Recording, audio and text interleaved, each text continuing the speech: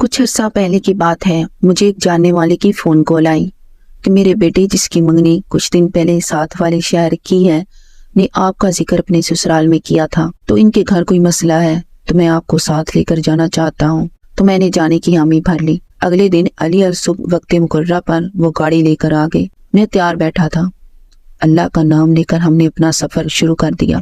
سفر شروع ہوتے ہی حال احوال کے بعد وہ کہنے لگے کہ مسئلہ یہ ہے کہ میری بہو کی بڑی بہن ہے، کافی سالوں سے اسے آصیب ہے، اسی کے لیے ہم جا رہے ہیں۔ میں نے ان سے پوچھا کہ اسے آصیب ہی ہے، یہ آپ کیسے جانتے ہیں؟ تو وہ بولے کہ نہ تو وہ کھانا کھاتی ہے، نہ کسی کو ملتی ہے، الگ اپنے کمرے میں خود کو بند رکھتی ہے۔ خیر باتیں سن کر مجھے ایسا کچھ نہیں لگ رہا تھا کہ مریضہ آصیب کا شکار ہو، اور اکثر ایسا ہوتا ہے کہ مریض جان بوجھ کر گھر والوں کو تنگ کرتے رہتے ہیں۔ ایسے مریضوں کے ڈرامے اور ان کے گھر والوں کی مجبوری سے جعلی عامل اور پیر بہت فائدہ اٹھاتے ہیں۔ خیر اس طرح کے مریض ہمیشہ میری اکتاہٹ اور بیزاری کا سبب بنتے ہیں، اور میں اس کے گھر والوں کو لازمی کہہ کر اٹھتا ہوں کہ میرا وقت برباد کرنے کا شکریہ، آپ کے مریض کو ایسا کچھ نہیں۔ خیر باتیں کرتے کرتے ہم ساتھ والے شہر پہنچ گئے۔ تھوڑی دیر تک ہم ایک بڑی کوٹھی کے گیٹ پر تھے۔ ہارن کی آواز سن کر دروازہ کھولا گیا۔ پورچ میں ہم اترے تو ہمارا استقبال ایک باریش سفید داڑھی والے بزرگ نے کیا۔ ڈرائنگ روم میں پہنچے تو 2-3 اور گھر کے افراد آ ملے اور ہمارے ساتھ ہی بیٹھ گئے۔ چائے اور ناشتہ آ گیا۔ اس سے فارغ ہو کر وہی بزرگ بولے کہ آپ کو تکلیف اس لیے دی ہے کہ میری پوتی جو کہ بہت ذہین تھی، بچپن سے ہی ہر کلاس میں پہلی پوزیشن لیتی تھی، اس کی ذہانت اور شوق کی وجہ سے اسے میڈیکل میں داخلہ دلوا دیا۔ وہ بہت خوش تھی اور دل لگا کر پڑھ رہی تھی۔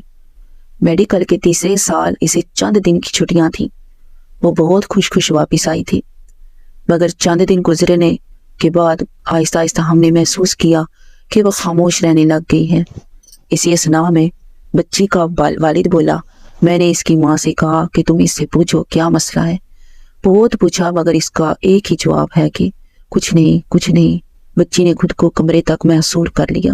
کھانے کا کہا جاتا تو کھا لیتی، نہ کہے تو نہ کھاتی۔ رات کو اگر اس کے کمرے میں کوئی جاتا تو اس کو جاگتے پاتا۔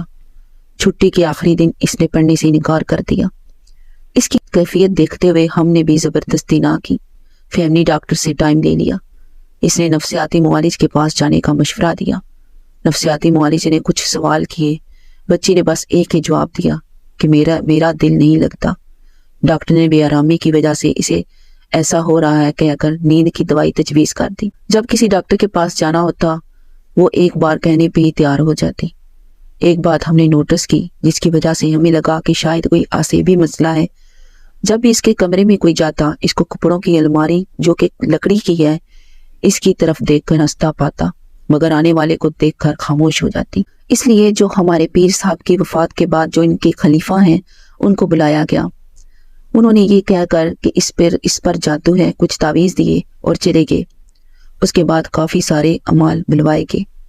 سب نے یہ کہا کہ اس پر جادو ہے اس لیے ایسا کر رہی ہے۔ جب سے یہ تعویذوں سے علاج شروع کیا ہے اس نے بالکل ہی کمرے میں خود کو بند کر دیا ہے، اور جب بھی اس کے کمرے میں جائیں اسے گھٹنوں میں منہ چھپائے آنسو بہاتے ہوئے دیکھتے ہیں۔ اس بات کو 2 سال سے اوپر کا عرصہ گزر چکا ہے۔ اس کے چپ ہونے کے بعد اس کی بیوی بولی، اگر آپ ہماری مدد کر سکتے ہیں تو آپ کا یہ احسان ہم کبھی نہیں بھولیں گے۔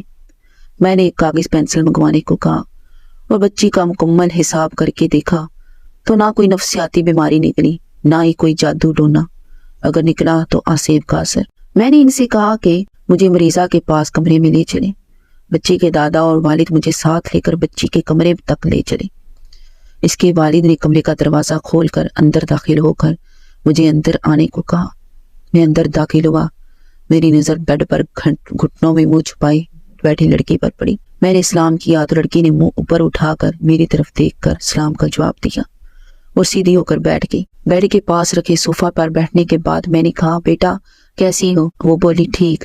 اس کے مختصر سے جواب سن کر میں نے کہا کہ مجھے اس لیے بلوایا گیا ہے کہ میں یہ جان سکوں کہ آپ کو مرض لگ گیا ہے۔ 2 سال سے آپ نے خود کو الگ تھلگ کر لیا ہے، پڑھائی بھی چھوڑ دی ہے، سب آپ کی وجہ سے پریشان ہیں، اور مجھے تو لگتا ہے آپ خود پریشان اور اداس ہیں۔ وہ بولی، انکل آپ نہیں جان سکتے کہ میں کیوں پریشان ہوں۔ اور نہ ہی آپ میری اداسی کی وجہ جان سکتے ہیں۔ میں نے کہا اگر میں اداسی کی وجہ تھوڑی سی بتا دوں تو کیا آپ مجھے اپنا سارا حال بتا دیں گی؟ اس نے جی بتا کر کہا۔ لڑکی کے والد اور دادا دونوں خاموش بیٹھے گفتگو سن رہے تھے۔ لڑکی میری طرف سوالیہ نگاہوں سے دیکھ رہی تھی۔ میں نے کہا کہ نہ تو آپ کو کوئی نفسیاتی مسئلہ ہے اور نہ ہی کوئی تعویذ۔ مسئلہ یہ ہے کہ آپ نے کسی ایسی مخلوق کو دیکھ لیا ہے جو بلائی نہیں پائی جا رہی۔ میری بات سنتے ہی لڑکی چونک گئی اور رونے لگی، اور میں نے اسے کہا کہ میں اس وقت ہی کچھ کر سکتا ہوں جب تک مجھے ساری بات کا پتہ چلے گا۔ لڑکی نے کہا کہ میں جب چھٹیوں میں واپس آئی تھی تو گھر والوں سے مل جل کر اپنے کمرے میں آ کر میں کچھ سامان رکھنے لگی تو کمرے میں اچانک بہت پیاری اور مسحور کن خوشبو پھیل گئی۔ میں حیران ہو گئی کہ یہ خوشبو کہاں سے آ رہی ہے۔ میں نے یہی سوچا کہ شاید بہرحال کمرے میں گھر کے کسی فرد نے کوئی پرفیوم لگایا ہے، اور شاید اس کی خوشبو سے کچھ دن بعد خوشبو کا آنے کا احساس ختم ہو جائے گا۔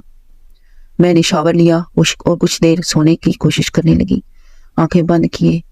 کچھ ہی دیر گزری ہوگی کہ مجھے احساس ہوا کہ کمرے میں کوئی ہے، جو کوئی مجھے دیکھ رہا ہے۔ میں نے آنکھیں کھول کر دیکھا، کوئی نہ تھا۔ میں سو گئی۔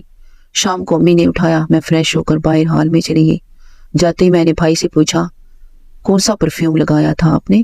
تو اس نے کہا آج تو کوئی نہیں لگایا۔ بہن سے پوچھا، دادا ابو سے پوچھا، شاید انہوں نے کوئی عطر لگایا ہو، مگر سب نے انکار کر دیا۔ رات کا کھانا وغیرہ کھا کر میں جلدی اٹھ کر اپنے کمرے میں آ گئی۔ میں نے الماری کھولی تو اپنے کپڑے بیگ سے نکال کر الماری میں رکھنے لگی کہ اچانک دوبارہ سے وہی خوشبو کمرے میں پھیل گئی۔ میں حیران تھی کہ یہ خوشبو کہاں سے آ رہی ہے، اتنی مسحور کن خوشبو۔ میں بتا نہیں سکتی۔ میں بیٹھ گئی اور آرام آرام سے ناک سے سانس لینے لگی۔ میرا دل چاہ رہا تھا کہ میں اس خوشبو کو اپنے اندر سما لوں۔ آہستہ آہستہ تھوڑی دیر بعد خوشبو آنی بند ہو گئی۔ میں اٹھی اور کپڑے الماری میں دوبارہ رکھنا شروع ہو گئی۔ کپڑے رکھ کر میں واپس مڑی تو میری نظر بیڈ پر پڑی۔ اس پر ایک طے شدہ کاغذ پڑا تھا۔ میں نے وہ کھولا تو اس پہ السلام علیکم لکھا تھا۔ میں حیران تھی کہ یہ کہاں سے آیا ہے۔ میں نے اسے کمرے میں پڑی ڈسٹ بن میں پھینک دیا۔ کچھ دیر مصروف ہونے کے بعد میں سو گئی۔ رات کے کسی پہر میری آنکھ کھل گئی۔ میں نے کروٹ بدلی اور کروٹ بدلتے ہی میرا ہاتھ ایک کاغذ پر پڑا۔ میں نے اٹھ کر لائٹ چلائی تو کاغذ کھولا۔ اس پہ لکھا تھا آپ نے سلام کا جواب بھی نہیں دیا اور اسے ردی سمجھ کر پھینک دیا۔ میں یہ پڑھ کر حیران و پریشان تھی۔ مجھے یاد تھا کہ اس سب کے دوران میرے کمرے میں کوئی نہیں آیا تھا۔ اچانک میرے ناک سے وہ مخصوص خوشبو ٹکرائی۔ میرے لیے یہ سب بہت عجیب تھا۔ اچانک میری نظر میرے پاؤں کے پاس پڑی، ایک کاغذ پر پڑی۔ میں نے وہ اٹھایا۔ اس پہ لکھا تھا یہ سب کا آپ کے لیے پریشان کن ہے، مگر میں آپ سے بات کرنا چاہتا ہوں۔ مجھے آپ اچھی لگتی ہیں۔ میری حیرانی اب تجسس میں تبدیل ہو رہی تھی۔ میری جگہ اور کوئی ہوتا تو شاید کب کا کمرے سے ڈر کر بھاگ چکا ہوتا، مگر وہ خوشبو ایسی میرے دل و دماغ کو مسحور کر رہی تھی کہ مجھے خوف کا احساس تک نہ تھا۔ میں نے کہا آپ کون ہیں؟ میرا اتنا کہنا تھا کہ ایک کاغذ میری جھولی میں آ گرا۔ اس پہ لکھا تھا آپ کا خادم۔ میں نے کہا میرے سامنے آؤ۔ ایک اور کاغذ میری جھولی میں آ گرا جس میں لکھا تھا کہ نہیں آ سکتا۔ مختصر یہ کہ میری اور اس کی بقیہ ساری رات اسی طرح باتیں ہوتی رہی۔ اس کا کہنا تھا کہ وہ ایک جن ہے اور اسے میری آنکھیں اور بال بہت پیارے لگتے ہیں۔ جب صبح ہوئی تو وہ یہ کہہ کر چلا گیا کہ جلدی واپس آتا ہوں۔ وہ تو چلا گیا، ساتھ ہی خوشبو بھی، اور مجھے یوں لگا جیسے میں اکیلی رہ گئی۔ پھر وہ 2 دن نہیں آیا۔ میں ان 2 دنوں بہت زیادہ بے چین رہی۔ مجھے کچھ اچھا نہ لگتا تھا۔ جب 2 دن بعد میرے کمرے میں خوشبو پھیلی تو مجھے یوں لگا جیسے مجھے کل کائنات کی خوشیاں مل گئی۔ میں جب بھی بولتی، جو سوال کرتی، اس کا وہ جواب مجھے کاغذ پر لکھا مل جاتا۔ میری ایک ہی تکرار تھی کہ میں آپ کو دیکھنا چاہتی ہوں، اور ان کا ایک ہی جواب کہ ایسا ممکن نہیں۔ میں اس دوران کمرے تک محدود رہ گئی تھی۔ جب وہ موجود ہوتے میں کمرے کو بند کر دیتی، جب وہ چلے جاتے میں ان کی باتوں اور یاد میں کھوئی رہتی۔ جب ان کا کوئی کاغذ مجھے ملتا، اس سے پہلے والا کاغذ غائب ہو جاتا۔ ایک دن مجھے کاغذ پہ لکھا ملا کہ تمہارے گھر والے تمہارے کمرے تک محدود ہو جانے کی وجہ سے پریشان ہیں اور وہ تمہیں ڈاکٹر کے پاس لے جانا چاہ رہے ہیں۔ وہ تمہارا جو بھی علاج کروائیں خاموشی سے کروا لینا۔ میں نے حامی بھر لی۔ ایک دن میں نے ان سے کہا کہ آپ کو میری قسم میرے سامنے آئے۔ مجھے جواب ملا کہ اگر میں میں نے ایسا کیا تو 2 مشکلیں بن جائیں گی، میرے خاندان والوں کو پتہ چل جائے گا، میں آپ کے سامنے ظاہر ہوا، میرے لیے پابندیاں بڑھ جائیں گی۔ اور دوسری مشکل یہ، آپ مجھے کبھی بھول سکتی ہیں مگر مجھے دیکھ لیا تو کبھی نہیں بھول پائیں گی۔ یہ جواب پڑھ تو میں نے لیا مگر میں سمجھ نہ سکی، میں اپنی بات پہ اڑی رہی۔ ہار مانتے ہوئے انہوں نے کہا کہ آنکھیں بند کرو۔ میں نے خوشی سے آنکھیں بند کر لی۔ مجھے کانوں میں ایک انتہائی دبدبے والی بھری آواز آئی، آنکھیں کھولیں۔ میری آنکھ کھلی رہ گئی۔ میرا دل چاہ رہا تھا کہ وقت تو رک جائے اور یہ لمحہ قید ہو جائے۔ اتنی خوبصورت شکل میں نے زندگی میں نہیں دیکھی تھی۔ میں بیان کرنے سے قاصر ہوں۔ اسی لمحے کچھ عجیب سا ہوا، میرے کمرے میں دھواں بھرنا شروع ہو گیا۔ میں نے ان کے چہرے پر بے حد پریشانی دیکھی اور اچانک وہ میری نظروں سے غائب ہو گئے۔ میں پریشانی اور افسردگی سے ادھر ادھر دیکھنے لگی مگر وہ جا چکے تھے، دھواں بھی غائب ہو چکا تھا۔ اس واقعہ کے کئی دن بعد تک میرا رابطہ نہ ہوا۔ میری مانو جیسی دنیا ہی لٹ گئی ہو۔ میں نے خود کو کمرے میں بالکل بند کر دیا۔ میں اپنی نادانی پہ سارا دن روتی رہتی۔ میں نے گھر والوں کو کالج جانے سے منع کر دیا۔ کئی ہفتہ گزر گئے۔ ایک رات میں بیٹھی رو رہی تھی کہ اچانک ان کی آمد کی خوشبو کا احساس ہوا۔ میں چونک کر خوشی سے ادھر ادھر دیکھنے لگی۔ مجھے خوشبو آ رہی تھی۔ میں ان کا نام پکارنے لگی مگر مجھے کوئی جواب نہیں مل رہا تھا۔ کئی منٹ گزر گئے۔ اب میری خوشی بے چینی اور پریشانی میں بدل چکی تھی۔ میں کافی دیر ان کا نام لے کر پکارتی رہی مگر جواب نہ ملا۔ اب اچانک خوشبو کا احساس آنا کم ہو گیا۔ خوشبو آ تو رہی تھی مگر بہت کم۔ اچانک میری نظر بیڈ کے سائڈ ٹیبل پر پڑی۔ وہاں ایک کاغذ پڑا تھا۔ میں نے جلدی سے اسے اٹھا کر کھولا۔ اس پر لکھا تھا، میں نے آپ سے کہا تھا نا کہ آپ کے سامنے آنے سے میرے لیے پریشانیاں بڑھ جائیں گی۔ میری قوم کو اسی وقت میری اس حرکت کا پتہ چل گیا تھا۔ اب فیصلہ یہ ہوا ہے کہ اب کبھی اگر میں نے آپ سے رابطہ رکھا تو میرے ساتھ آپ کو بھی سزا ملے گی، اور میں یہ نہیں چاہتا۔ آخری سانس تک آپ کو یاد رکھوں گا مگر آپ مجھے بھول جانا۔ میری خوشبو میرے اس پیغام سے ہمیشہ آتی رہے گی۔ اللہ حافظ۔ اس رکا کو پڑھ کر میری دنیا ویران ہو گئی۔ میرے گھر والے مجھے جب کسی علاج کا کہتے میں چپ کر کروا لیتی۔ بہت لوگ آئے، سب نے اپنی اپنی باتیں کی۔ آپ پہلے انسان ہیں جنہوں نے سچ بتایا۔ یہ کہہ کر وہ لڑکی خاموش ہو گئی۔